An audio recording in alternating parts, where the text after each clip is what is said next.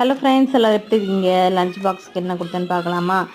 வெண்டைக்காய் கட் பண்ணி வச்சுருக்கேன். வெண்டைக்காய் பொரியல் முட்டை உடச்சி ஊற்றி பண்ணால் நல்லாயிருக்கும், எல்லாத்துக்குமே காம்பினேஷனாக இருக்கும். கூட வந்து லெமன் ரைஸுக்கு தொட்டுக்க தான் இந்த வெண்டைக்காய் பொரியல். பெரிய சமையல்லாம் இல்லை, ஆனால் நான் வந்து எப்படி சொல்கிறது, விதவிதமாக ரொம்ப சூப்பராகலாம் எனக்கு அந்தளவுக்குலாம் சமைக்க வராதுங்க. ஆனால் 3 வேலையுமே சிம்பிளாக இருந்தாலும் வேறு வேறு சமைச்சு கொடுக்கணும் அப்படின்றது மாதிரி நினைப்பேன். இல்லைனா ஒரு சில டைமில் ஒரே குழம்பு வச்சு 3 வேலையும் டிஃபனுக்கு சாதம் எல்லாத்துக்குமே ஓட்டிடுவேன். அந்த மாதிரி ஆள் நான். ஸ்நாக்ஸுக்கு வந்து இந்த வாழைப்பழம் நல்லா பழுத்திருந்து என் பொண்ணுக்கு இன்னும் போண்டா சாப்பிடணும், எனக்கு ரொம்ப பிடிக்கும், அடிக்கடி செய்வேன்.